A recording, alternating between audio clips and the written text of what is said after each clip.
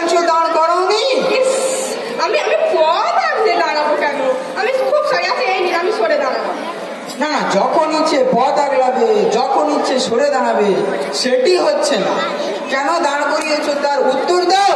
আপনাকে বললাম তো, ব্যাপারটা কিছু না, মানে কিছুই না, জাস্ট একটা প্রশ্ন। প্রশ্ন? প্রশ্ন? হ্যাঁ। কি প্রশ্ন? ভালো আছেন দাদা? এটা প্রশ্ন না অপমান? অপমান কেন হতে যাবে? সামান্য পূজার সংবাদ। আই বাদ অপমান।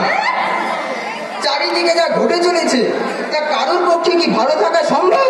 তা বটে, এটা ঠিক বলেছে। তা বটে যখন জানো, তাহলে প্রশ্নটা করলে কেন? ভুল হয়ে গেছে। শোনো, ভুল হলে হলো না, তার খেসারত দেবে কে? খেসারত? এর মধ্যে আবার খেসারতের প্রশ্ন আসছে কোথা থেকে? কেন আসবে না? আসবে না কেন?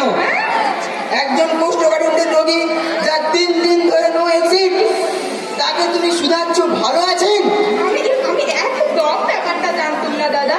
সো সরি, আমার অন্যায় হয়ে গেছে, আমার খুব অন্যায় হয়ে গেছে। আমি বরং প্রশ্নটা বদলে নিচ্ছি। প্রশ্ন বদলাবে? বদলে ফেলে প্রশ্ন? হ্যাঁ হ্যাঁ হ্যাঁ। কি প্রশ্ন বলবো শুনি? এই এবার থেকে দেখাতে বলবো, দাদা আপনি নিশ্চয়ই ভালো নেই।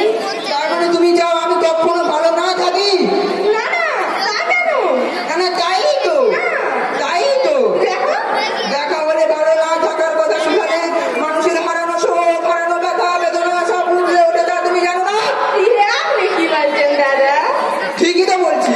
এই দেখো না, এই দেখো না, আমার হাতের ব্যথার কথা ভুলেই গেছিল। তুমি যেই জিজ্ঞেস করলে দাদা নিশ্চয়ই ভালো নেই, অমনি আমার ব্যথাটা কেমন জাগিয়ে জাগিয়ে উঠলো। আমার ঘাট হয়ে গেছে, আমার ঘাট হয়েছে লরিদা। এবার থেকে দেখালে কোনো প্রশ্ন করবো না। ও, তার মানে অপরাধ করে পাশ কাটিয়ে চলে যাবে? না না